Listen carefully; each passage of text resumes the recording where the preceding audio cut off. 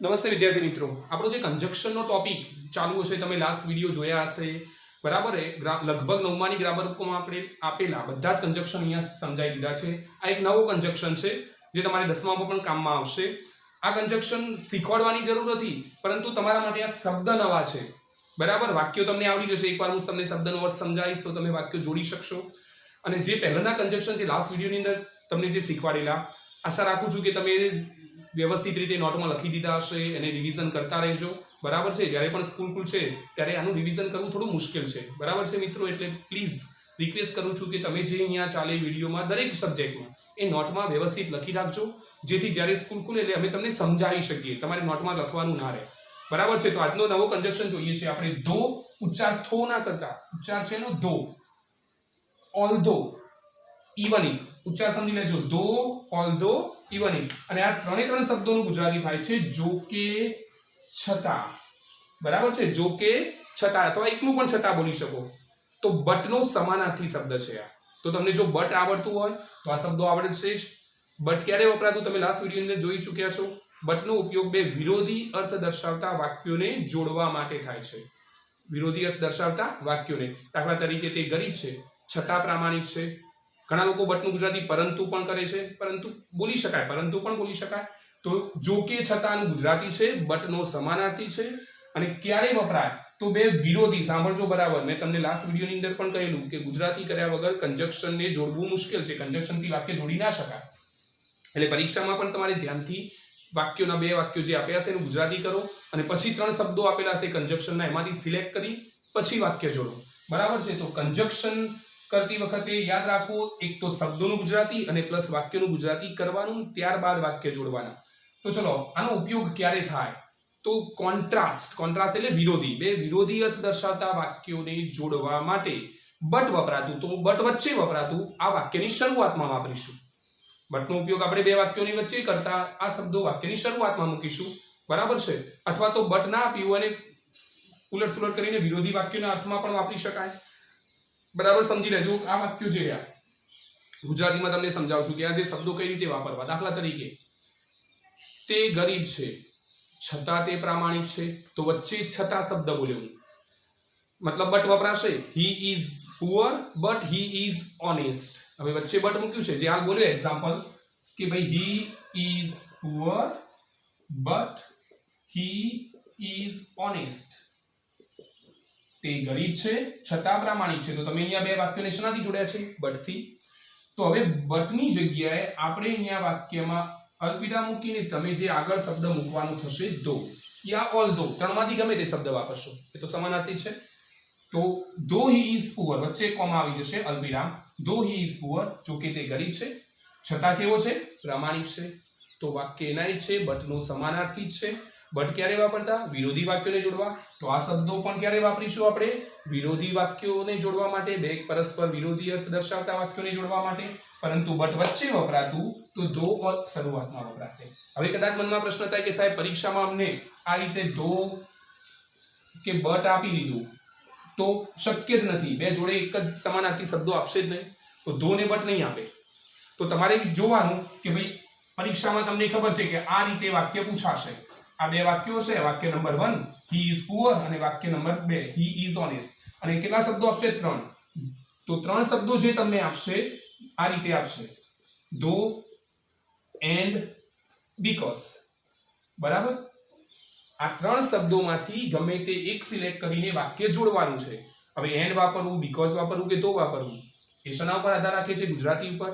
જો વિરોધી અર્થ હશે તો ધો વાપરવું પડશે, અને એવો અર્થ થતો હશે તો એન્ડ વાપરીશું, પરિણામ અને કારણ હશે તો બીકોઝ વાપરીશું. તો અહીંયા જુઓ, he is poor, he is honest. ધો ને બટ કદી જોડે નહીં આપે બરાબર, એટલે ટેન્શન ના લેતા. ચલો, ધો અહીંયા વિરોધી વાક્ય છે, તો ચલો ધોનો ઉપયોગ કરીશ. તો ધો ક્યાં વાપરીશું? વાક્યની શરૂઆતમાં. ધો he is poor, he is honest. તે ગરીબ છે, છતાં પ્રામાણિક છે. તો આ રીતે એક્ઝામમાં આપણે પૂછાશે. આપણે યોગ્ય શબ્દ સિલેક્ટ કરવાનો રહેશે. કદાચ કોઈ કહેશે બટ આપી હોત તો હું બટ ક્યાં મૂકવા? તો વચ્ચે. ધો આપ્યું છે તો હું શરૂઆતમાં વાપરું છું. તો ચલો, નિયમ ખ્યાલ આવી ગયો છે. એકવાર બધું જ ફરીથી રિપીટ કરી લઉં તમારા આગળ. ધો, ઓલ્ધો કે ઇવન ઇફ. એ કેવા વાક્યોને જોડવા વપરાય છે? પરસ્પર વિરોધી અર્થ દર્શાવતા વાક્યોને જોડવા વપરાય છે. સ્ટેપ નંબર 2, ધો ઓલ્ધો ને ઇવન ઇફ સામાન્ય રીતે ક્યાં વપરાય છે? વાક્યની શરૂઆતમાં, પણ એને વચ્ચે પણ વાપરી શકો. બરાબર છે? એનું ગુજરાતી થાય છે જો કે, છતાં. અને તમારે જોવાનું, જો બટ આપ્યું છે તો બટ વચ્ચે મૂકીશું, ધો ઓલ્ધો હશે તો વાક્યની શરૂઆતમાં. બરાબર? ઘણી વખત ઉલટ સુલટ કરીને ધો વચ્ચે પણ વાપરી શકાય. કઈ રીતે? હી ઇઝ ઓનેસ્ટ, તે પ્રામાણિક છે. ધો હી ઇઝ પુઅર, જો કે તે ગરીબ છે. તો ચલો વાક્ય બનાવીએ આપણે ધો ઓલ્ધો ને ઇવન ઇફ થી. દાખલા તરીકે, Aryan is fat, he can run fast. Aryan is fat but he can run fast. Aryan જાડો છે, he can run fast, તે ઝડપથી દોડી શકે છે. તો જુઓ, જાડો છે છતાં દોડી શકે છે. તો બટ વાપરવું હોય તો ક્યાં વાપરીશું? વચ્ચે. પણ મારે ધો વાપરવું છે તો ક્યાં મૂકીશ? વાક્યની શરૂઆતમાં. ઓલ્ધો વાપરવું હોય કે ઇવન ઇફ, જે શબ્દ આપ્યો હોય તમારે મૂકવાનો રહેશે. તો એનો જવાબ થશે ધો આર્યન ઇઝ ફેટ. ધો આર્યન ઇઝ ફેટ, પછી અલ્પવિરામ મૂકો. he can run fast. બરાબર? તો ધો થી વાક્ય જોડ્યું. તો કે સાહેબ ઓલ્ધો વાપરવું છે તો આગળ એ ઓલ્ધો શબ્દ એ તો તમને આપેલું છે એ વાપરવાનું છે. તો ગુજરાતી કરી જોઈએ. ધો આર્યન ઇઝ ફેટ, અહીંયા ગુજરાતી થશે જો કે આર્યન જાડો છે. અહીંયા બોલાશે છતાં. અહીંયા બોલાશે છતાં. he can run fast, તે ઝડપથી દોડી શકે છે. દાખલા તરીકે ચલો બીજું વાક્ય જોઈએ. કૃપા was sick, કૃપા બીમાર હતી. sick એટલે બીમાર. she went to school, કૃપા બીમાર હતી. જુઓ, તે સ્કૂલે ગઈ, મતલબ વિરોધી થયા ને બંને. બીમાર હોય તો સ્કૂલે ના જાય, તો એનાથી ઊંધું કામ થયું. તો વિરોધી અર્થ હોય ત્યારે આનો ઉપયોગ કરીશું. ચલો વાક્ય જોડીએ. તો જો કે કૃપા બીમાર હતી. ચલો કહો કે સાહેબ ધો ની જગ્યાએ ઓલ્ધો વાપરવું છે તો ઓલ્ધો મૂકી દો. સ્પેલિંગમાં જ ફેર છે, બાકી મતલબ એના છે. ઓલ્ધો કૃપા was sick, જો કે કૃપા બીમાર હતી છતાં તે સ્કૂલે ગઈ. she went to school, બીમાર હતી છતાં સ્કૂલે ગઈ. તો અહીંયા જો કે અર્થ બોલીશું, અહીંયા છતાં બોલાશે. બરાબર છે? ઓકે, ચલો નેક્સ્ટ વાક્ય જોઈએ. રાજ was late, તે મોડો પડ્યો હતો. he got a ticket, he got a ticket.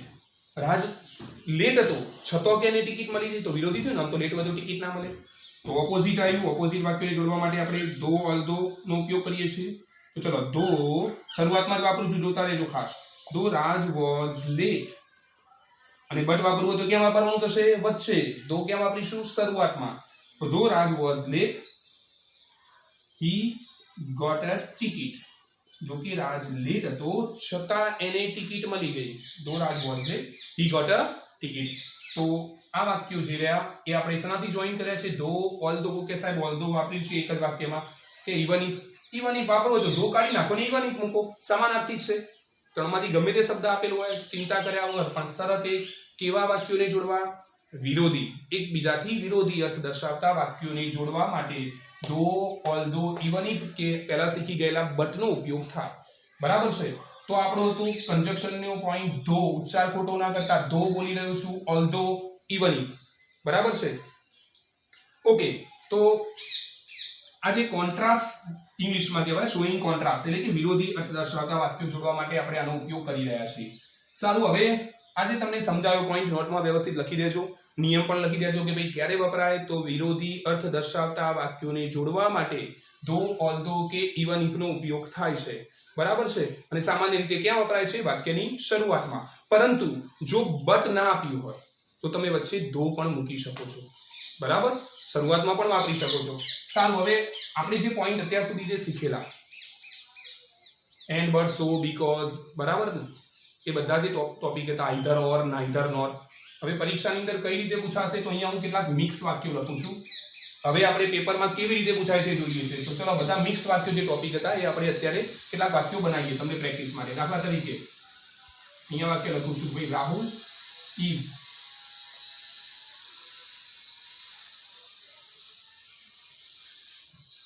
ચલો Rahul can speak English. He can speak Hindi too એટલે પણ બરાબર છે. તમને પરીક્ષામાં રીતે આપશે એન્ડ, બટ અને સો યોગ્ય શબ્દ સિલેક્ટ કરવાનો છે. દાખલા તરીકે Ronak is a student,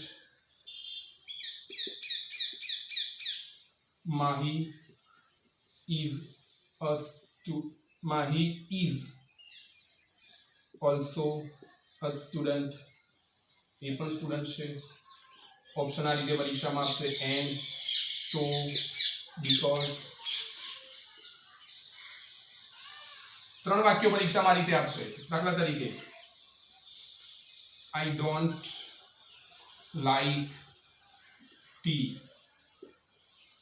I don't like coffee.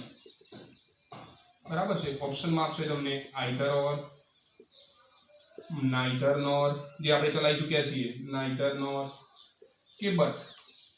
બરાબર, 3 કન્જક્શન આપેલા જ હશે તમને.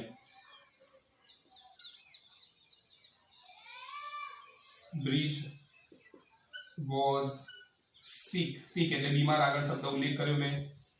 he did not go to school, તો ઓપ્શનમાં but, because કે and.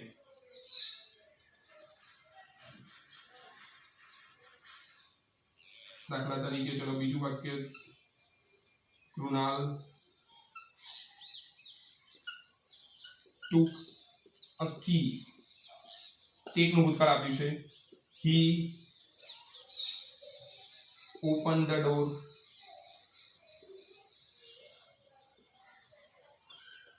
તો and, but, because. બરાબર, આ રીતે તમને વાક્યો આપેલા હશે પરીક્ષામાં. 3 જ આવશે. આપણે પ્રેક્ટિસ માટે જોઈએ છે કે કઈ રીતે વાપરવાનું, કઈ રીતે જોડવું. તો ઓકે, ચલો પહેલું વાક્ય જોઈએ. પહેલા ગુજરાતી કર્યા વગર આપણી પાસે કોઈ ચાન્સ જ નથી કે વાક્ય જોડવાનું. તો Rahul can speak English, Rahul અંગ્રેજી બોલી શકે છે. he can speak Hindi too, તે હિન્દી પણ બોલી શકે છે. મતલબ બંને કામ કરી શકે છે. તો વાક્ય શેનાથી જોઈન કરીશું? એન્ડ થી.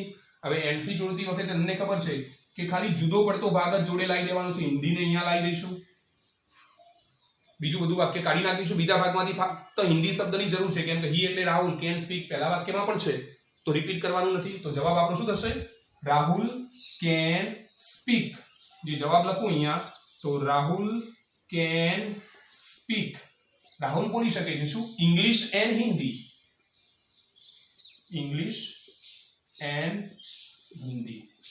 કામ પૂરું. બરાબર છે. તો અહીંયા મેં એન્ડ નો ઉપયોગ કર્યો. ઓકે, વાંચો ચલો. રોનક ઇઝ અ સ્ટુડન્ટ, રોનક એક વિદ્યાર્થી છે. Mahi is also a student, Mahi પણ વિદ્યાર્થી છે. તો મતલબ બંને વિદ્યાર્થી છે.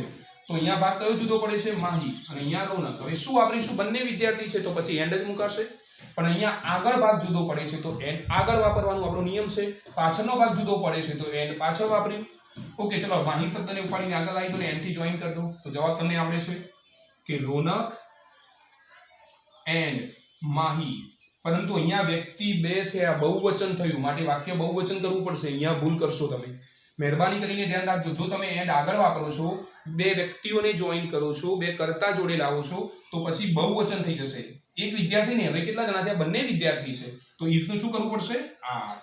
તો રોનક એન્ડ માહી આર, અને આર્ટિકલ જતો રહેશે આર સ્ટુડન્ટ્સ. આ ભૂલતા નહીં, બહુવચન કરવાનું ભૂલતા નહીં. તો કે સાહેબ આગળ તો ના કર્યું, આગળ તો રાહુલ એકલો હતો, અહીંયા બે વ્યક્તિ થયા, રોનક એન્ડ માહી. તો એક ના કહેવાય, બે જણા વિદ્યાર્થી છે. તો આર સ્ટુડન્ટ્સ, તો આ ભૂલતા નહીં, બહુવચન કરવાનું. જ્યારે એન્ડ આગળ વાપરો, બે વ્યક્તિ બે કર્તાને જોડો, ત્યારે પાછળનું વાક્ય બહુવચન થશે. Okay. I don't like tea, I don't like coffee, મને ચા પણ ભાવતી નથી, કોફી પણ ભાવતી નથી. તો અહીંયા બે નકાર આપ્યા, તો આપણી એક નિશાનીથી ઓળખવાની. જોડે જોડે બે વાક્યો નકાર આપેલા હોય તો ફક્ત ને ફક્ત શનો ઉપયોગ થાય? નાઈધર નોર નો. બે નકાર વાક્યોને જોડવા નાઈધર નોર વપરાય છે. પછી એનું સ્ટેપ હતું કે નાઈધર પોતે નકાર છે, માટે વાક્યમાંથી નકાર દર્શાવતા શબ્દો કાઢી નાખો. વાક્યમાંથી નકાર દર્શાવતા શબ્દો દૂર કરો. ઓકે, હવે વાક્ય જોડીએ. ચલો, તો અહીંયા કયો ભાગ જુદો પડે છે? પાછળનો. ટી અને કોફી, તો એકના આગળના આઈધર મૂકીશું, બીજા આગળનો જે રીતે તમે એન્ડ વાપરો છો. તો ચલો, કોમન વાક્ય એક જ વાર લખવામાં આવશે. I like neither tea nor coffee. Don't તો કાઢી નાખ્યું, જે નકાર દર્શાવતું હતું. તો I like neither tea nor coffee, મને ચા પણ ભાવતી નથી કે કોફી પણ ભાવતી નથી. તો મેં જોઈન કર્યું ને ખાસ ભૂલતા નહીં, નાઈધર નોર ક્યારે વપરાય? બે જોડે નકાર વાક્યો આપ્યા હોય ત્યારે, બંને વાક્યો નકાર હોય ત્યારે જ નાઈધર વપરાશે. બીજું સ્ટેપ, નકાર દર્શાવતા શબ્દો not, do not, does not, did not, એને દૂર કરવાના રહેશે. આ યાદ રાખજો, એ દૂર કર્યા પછી જ નાઈધર નોર વાપરવાનું છે, બરાબર? અને પછી ટી અને કોફી છે તો એક આગળ નાઈધર, એક આગળ નોટ. ઓકે, ચલો, બ્રીઝ વોઝ સિક. બ્રીઝ બીમાર હતો. He did not go to school. તો તે સ્કૂલે ગયો નહીં, બરાબર? તો તમને એક નિયમ શીખવાડેલો મેં કે ભાઈ બીકોઝ હોય તો કારણ વાળું દર્શાવતું વાક્ય પાછળ આવે, સો હોય તો કારણ દર્શાવતું વાક્ય આગળ આવે. કારણ અને પરિણામ, પરિણામ અને કારણ, આ બીકોઝ સોના નિયમ હતા. તો બીકોઝનો નિયમ હતો કે ભાઈ પહેલા પરિણામ અને પછી કારણ. અહીંયા કારણ કયું છે? ઘણી વખત આવું પણ બને. તો ચલો, તે સ્કૂલે ગયો નહીં, એનું કારણ કયું? બીમાર હતો. તો તમને ખબર છે કે કારણ પાછળ જ દર્શાવાય, તો એનો મતલબ તમારે આ વાક્ય આગળ લાવવું પડશે. બ્રિજ, હી એટલે કોણ? બ્રિજ, બરાબર છે? હી કોના માટે વપરાય છે? બ્રિજ માટે. તો હું એમ લખી શકું ને ભાઈ, Brij did not go to school. તે સ્કૂલે ગયો નહીં. કેમ? કારણ શું હતું?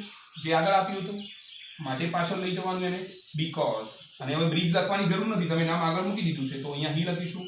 બીકોઝ હી વોઝ સિક, કારણ કે તે શું હતો? બીમાર.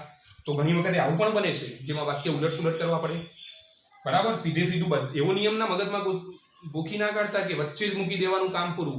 ઘણી વાક્ય ઉલટ-સુલટ પણ કરવા પડશે. જો અહીંયા મને કઈ રીતે ખબર પડી? જો હું વચ્ચે બીકોઝ મૂકું તો વાક્ય કેવું થાય? બ્રિજ વોઝ સિક.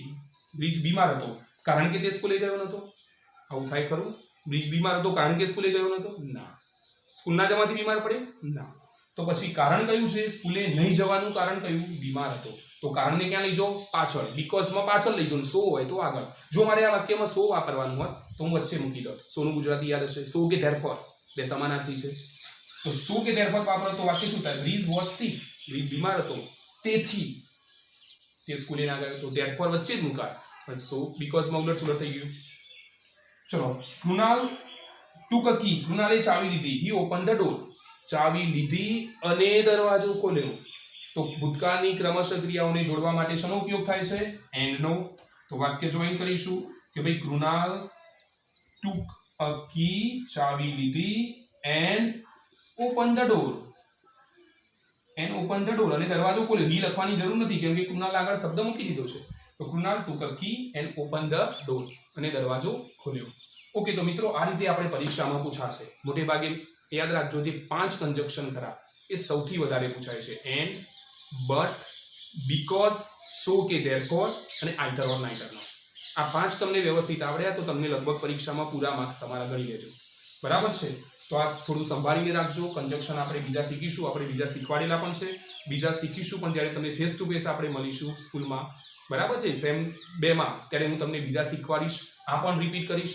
પરંતુ હાલ પૂરતું આપણે આ તૈયાર રાખવાના છે એક્ઝામ માટે, બરાબર છે? તો આપણા કંજક્શન જે નોટમાં વ્યવસ્થિત લખી દેજો. હું તમને કેટલાક પ્રેક્ટિસ માટે લેસનમાં મોકલું છું, કેટલાક વાક્યો જે તમારે સમજીને જોઈન કરવાના છે, બરાબર? તમારી પાસે હાલ કંઈ ના હોય તો હું તમને કેટલાક 15-20 વાક્યો મોકલું છું જે તમારે કંજક્શન નોટમાં વ્યવસ્થિત લખીને વાક્ય જોડી રાખવાના રહેશે.